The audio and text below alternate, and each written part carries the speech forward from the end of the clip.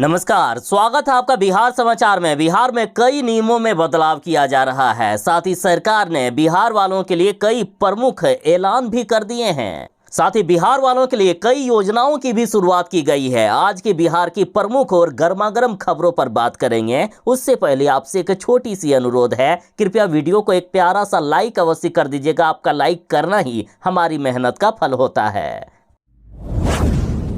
बिहार वालों के लिए एक जरूरी सूचना। बिहार के वैसे लोग जो किसान नहीं हैं, जिन्होंने गलत जानकारी देकर पीएम किसान सम्मान निधि की राशि ले लिए हैं, तो उन सभी से अब राशि की वसूली करेगी केंद्र सरकार। साथ ही एक ही परिवार में एक ही जमीन के लिए बिना बंटवारा किए ही यदि पिता और पुत्र दोनों ने लाभ लिया है या पति और पत्नी दोनों का नाम शामिल है, तो उनको भी पैसे लौटाने होंगे। केंद्र सरकार टोटल 347 करोड़ रुपए की वसूली करेगी और अब तक सरकार की रडार में गलत तरीके से लाभ लेने वाले कुल 2,47,000 किसानों की पहचान कर ली गई है और इनमें से अब तक 12 करोड़ रुपए की वसूली की जा चुकी है। टोटल 347 करोड़ रुपए की वसूली की जानी है। कई लोग आयकर दाता हैं, उन्होंने भी पीएम किसान सम्मान निधि योजना का लाभ लिया है, या जब उन्होंने रजिस्ट्रेशन किया था उस समय आयकर नहीं देते थे, बाद में देने लगे, लेकिन नाम नहीं कटवाया पीएम किसान सम्मान निधि योजना से।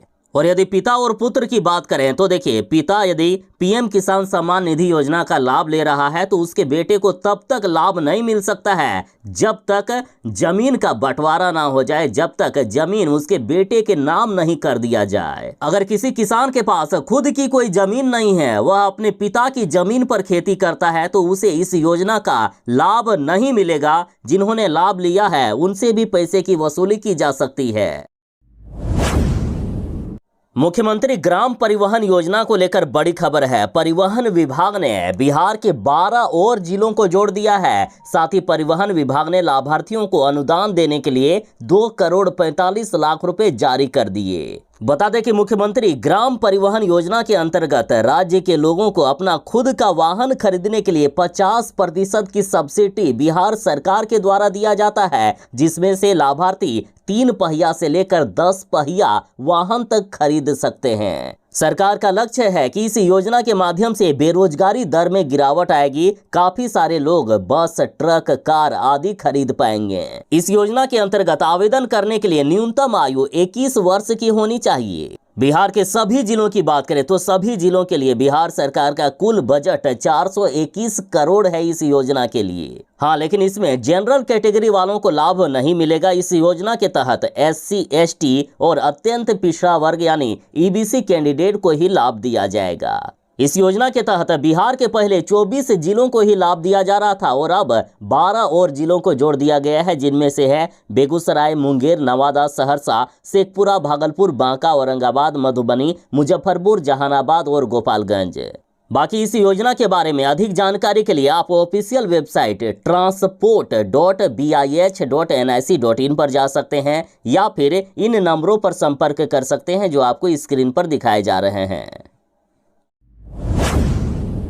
बिहार में 1 अक्टूबर से कई नियमों में बदलाव हो रहा है। सबसे पहले जरूरी सूचना कि 1 अक्टूबर से 2000 के नोट सिर्फ एक कागज का टुकड़ा मात्र रह जाएंगे। 2000 के नोट अब नहीं चलेंगे। 1 अक्टूबर से 30 सितंबर 2023 तक ही 2000 के नोट बैंकों में जमा करवाने या बदलने के लिए समय दिया गया है। और साथ ही बिहार में जन्म प्रमाण पत्र 1 अक्टूबर से डिजिटल हो जाएगा। देखिए, जन्म और मृत्यु पंजीकरण अधिनियम 2023 1 अक्टूबर से बिहार में लागू हो रहा है। साथ ही 1 अक्टूबर से रसोई गैस की कीमत में भी बदलाव हो रहा है। रसोई गैस फिर से सस्ता होगा। साथ ही 1 अक्टूबर से कोई भी व्यक्ति एक पहचान पत्र पर यानी एक आईडी पर ढेर सारे सिम नहीं ले पाएंगे। 1 अक्टूबर से एक आईडी पर मात्र 3 ही सिम एक्टिव रह पाएंगे। हाँ, अभी जिन्होंने ज्यादा सिम लेकर रख लिया है उनके सिम बंद नहीं होने वाले हैं, लेकिन 3 सिम से ज्यादा अब आगे एक्टिव नहीं होगा सिम।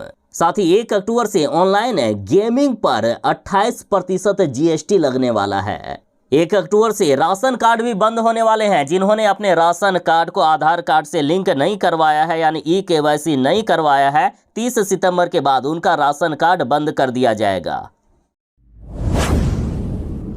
देखिए, शिक्षक भी इंसान होते हैं। जब शिक्षकों की बहाली होती है उस समय भले ही उनकी मानसिक स्थिति ठीक ठाक हो, लेकिन बाद में कुछ शिक्षकों का मानसिक स्थिति या स्वास्थ्य बिगड़ने लगता है, जिससे वे बच्चों पर चिड़चिड़ाने लगते हैं, बच्चों पर गुस्सा करने लगते हैं, बच्चों को पीटने लगते हैं। कई शिक्षकों के व्यवहार को देखते हुए बच्चे स्कूल डर से आते तक नहीं है। इसलिए सरकार ने फैसला किया है कि सरकारी स्कूल के शिक्षकों के मानसिक स्वास्थ्य का होगा अध्ययन। बिहार के प्राथमिक से लेकर उच्च माध्यमिक तक के सरकारी स्कूल के शिक्षकों के मानसिक स्वास्थ्य का अध्ययन होगा। अध्ययन का काम एजेंसी के जरिए होगा। राज्य अपने स्तर से एजेंसी का चयन करेंगे। अध्ययन के लिए तैयार 16 बिंदुओं के प्रश्नों का उत्तर शिक्षक को कॉपी पर भरना होगा। अध्ययन कराने की जिम्मेवारी शिक्षा मंत्रालय ने NCERT को दी है। पूर्व के अध्ययन में ये बात सामने आई है कि शिक्षकों के मानसिक तनाव का असर पठन पाठन पर होता है। बच्चों को डांटने पीटने की घटनाएं कई बार स्कूलों में होती है। कई शिक्षकों के व्यवहार से बच्चे डरे रहते हैं, स्कूल नहीं आते हैं। शिक्षक एक दूसरे पर चिल्लाते हैं, छोटी बातों पर झगड़ते हैं। इसलिए शिक्षकों के मानसिक स्वास्थ्य का अध्ययन किया जाएगा और अक्टूबर महीने से ही इसकी शुरुआत हो रही है। बिहार सरकार ने बड़ी घोषणा कर दी है कि बिहार के 174 प्रखंडों में खुलेगा दीदी अधिकार केंद्र। देखिए, अब तक देखा जाता है कि काम के सिलसिले में प्रखंड दफ्तर आने वाले लोगों को कर्मचारियों से संपर्क करने में काफी परेशानी होती है। लोगों को कर्मचारियों से संपर्क करने में दलालों का सहारा लेना पड़ता है और दलाल एक मोटी रकम ठग लेते हैं। इसलिए सरकार ने फैसला किया कि राज्य के 174 प्रखंडों में दीदी अधिकार केंद्र खोले जाएंगे। ये केंद्र प्रखंड परिसर में ही होगा। इसमें अधिकार दीदी बैठेगी, वह लोगों का संपर्क वहां के कर्मियों से कराएगी। अधिकार दीदी जीविका समूह में ही चयनित एक दीदी होगी। 2 महीने के भीतर दीदी अधिकार केंद्र खोले जाने की शुरुआत हो सकती है। देखिए, कई लोग ब्लॉक में अधिकारियों और कर्मियों तक नहीं पहुंच पाते हैं। इसके कारण उनका काम नहीं हो पाता है। कुछ लोगों को तो ये पता भी नहीं होता है कि उनका काम कहां होगा, कौन से अधिकारी करेंगे। ऐसे में लोगों को अधिकार दीदी से मदद मिलेगी। केंद्र पर आने वाले लोग ब्लॉक कर्मियों के पास जाने से पहले अधिकार दीदी से मिल सकेंगे। इसके बाद अधिकार दीदी उन्हें संबंधित कर्मियों से समन्वय कराएगी। बिहार में सड़क दुर्घटनाएं लगातार बढ़ती ही जा रही है। ये काफी ज्यादा चिंता का विषय है। सड़क दुर्घटनाओं में मौत का औसत 30% तक बढ़ गया है और जो 30% का इजाफा का आंकड़ा है ये पिछले 3 वर्षों का है। लगातार बिहार में सड़क दुर्घटनाओं की संख्या भी बढ़ती जा रही है। सड़क दुर्घटनाओं की संख्या में 15% तक की बढ़ोतरी हो गई है। और अब परिवहन विभाग ने फैसला लिया है कि सड़क हादसे में घायल को अस्पताल पहुंचाने पर 10,000 रुपए मिलेंगे। देखिए, कई लोगों को डर लगा रहता है कि सड़क दुर्घटना है, अगर घायल को हम अस्पताल पहुंचाएंगे तो हम खुद भी फंस सकते हैं कानून के चक्कर में। लेकिन ऐसा कुछ भी नहीं होगा, उसके बदले उन्हें इनाम देकर भेजा जाएगा। परिवहन मंत्री का कहना है कि सड़क दुर्घटना में घायलों को समय पर अगर उपचार के लिए अस्पताल पहुंचा दिया जाए तो काफी हद तक उनकी जान बचाई जा सकती है। और अब आवश्यकता है ऐसे लोगों की जो मदद करने के लिए आगे आए। जो भी मदद करेंगे, जो भी सड़क दुर्घटना में घायलों को अस्पताल पहुंचाएंगे, उन्हें 10,000 रुपए का इनाम मिलेगा।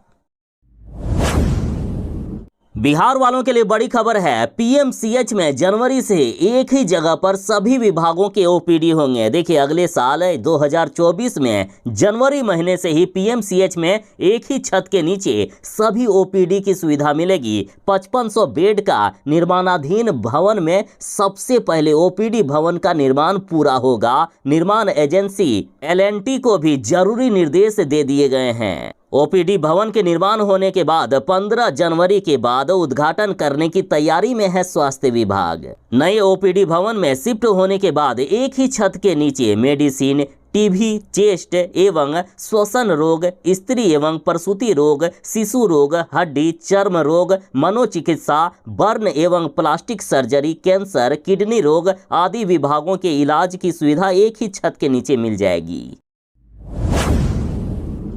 पीएम मोदी जी ने बड़ा ऐलान कर दिया है कि बिहार के 8 समेत देश में 157 नए सरकारी नर्सिंग कॉलेज खुलेंगे और केंद्रीय मंत्रिमंडल ने इसकी स्थापना को मंजूरी भी दे दी है। ये कॉलेज साल 2014 के बाद से देश में खुले नए सरकारी मेडिकल कॉलेजों के साथ स्थापित किए जाएंगे, जिनमें बीएससी नर्सिंग की पढ़ाई की जाएगी। प्रधानमंत्री नरेंद्र मोदी की अध्यक्षता में बुधवार को हुई केंद्रीय मंत्रिमंडल की बैठक में इन कॉलेजों की स्थापना के लिए 1570 करोड़ रुपए की मंजूरी दे दी गई है और ये दावा किया गया है कि 2 साल के भीतर सभी कॉलेजों की स्थापना करा दी जाएगी और प्रत्येक नर्सिंग कॉलेज में बीएससी नर्सिंग की 100 सीट होगी। बिहार के कई सरकारी स्कूल हैं जहां पानी की व्यवस्था नहीं है। पानी की व्यवस्था नहीं होने से 2,23,000 बच्चे मध्याह्न भोजन से वंचित हो रहे हैं। देखिए, पटना जिले के प्राथमिक विद्यालय मुसहरी में पिछले 5 साल से पानी की व्यवस्था नहीं है। इससे स्कूल में नामांकित 250 बच्चों को ना तो खाना मिलता है और ना ही पीने के लिए पानी मिलता है। और ये स्थिति एक स्कूल की नहीं बल्कि पूरे बिहार भर के 1161 सरकारी स्कूलों का है और इसका असर इन स्कूलों में पढ़ने वाले 2,23,000 से भी ज्यादा छात्राओं को भुगतना पड़ रहा है। पेयजल की व्यवस्था नहीं होने से वर्षों से इन स्कूलों में मध्याह्न भोजन नहीं बन पा रहा है। दूसरे जगह की तो छोड़िए, राजधानी पटना में सबसे ज्यादा ऐसे स्कूल हैं। ऐसे स्कूलों की संख्या 116 है। राजधानी पटना का जब ये हाल है तो सोचिए बिहार के अन्य जिलों का क्या होगा। और ये सरकार जो हर बार शिक्षा व्यवस्था को लेकर तरह तरह के दावे करती है ना, तो इनके इन दावों की पोल खोल रही है ये रिपोर्ट। मुख्यमंत्री नीतीश कुमार जी ने आदेश दिया है कि बिहार के सभी सरकारी भवनों में तमाम प्रकार की सूचनाएं हिंदी में लिखी जाएगी। मुख्यमंत्री जी ने आदेश देते हुए कहा है कि सरकारी भवनों में अंग्रेजी की जगह हिंदी भाषा का प्रयोग करें। यही नहीं, यदि कोई सूचना या जानकारी लोगों तक पहुंचानी हो तो उसके लिए भी हिंदी के अतिरिक्त अंग्रेजी के बजाय उर्दू भाषा का प्रयोग कर सकते हैं, लेकिन अंग्रेजी का प्रयोग नहीं होना चाहिए। मुख्यमंत्री जी ने कहा है कि अभी भी हम अंग्रेजों के गुलाम हैं क्या, जो अंग्रेजी का प्रयोग करेंगे। अंग्रेजों से हमें तो आजादी मिल गई है, तो आखिर अंग्रेजी से कब आजादी मिलेगी। मुख्यमंत्री जी ने कहा कि जब मैं केंद्र में मंत्री थे तब से हमने अंग्रेजी में साइन करना तक छोड़ दिया है। मैं हमेशा हिंदी में साइन करता हूं, तो आखिर आप लोगों को क्या दिक्कत है। जब मुख्यमंत्री जी बांका पहुंचे और बांका के लाइब्रेरी का नाम डिजिटल लाइब्रेरी बांका अंग्रेजी में लिखा हुआ देखा तो मुख्यमंत्री जी काफी भड़क गए। मुख्यमंत्री जी ने कहा कि जल्दी से हटाइए इंग्लिश में लिखा हुआ नाम और हिंदी में कीजिए और बिहार के सभी सरकारी जितने भी दफ्तर हैं, जितने भी कार्यालय हैं, वहां हिंदी में लिखा हुआ होना चाहिए। पुलिस कर्मियों के लिए जरूरी सूचना। बिहार में 28 सितंबर से लेकर 8 अक्टूबर तक पुलिस कर्मियों की छुट्टियां रद्द कर दी गई है। देखिए, बिहार में 28 सितंबर से 8 अक्टूबर तक रेल पुलिस, सभी बीएसएफ व तीनों प्रशिक्षण केंद्रों सहित सभी जिलों में पुलिस कर्मियों की तमाम छुट्टियां रद्द रहेगी। पुलिस कर्मियों की छुट्टियां बजरंग दल एवं विश्व हिंदू परिषद द्वारा सभी जिलों में शौर्य जागरण यात्रा निकालने की तैयारी को देखते हुए रोकी गई है और इस संबंध में अपर पुलिस महानिदेशक विधि व्यवस्था संजय सिंह ने आदेश जारी भी कर दिया है।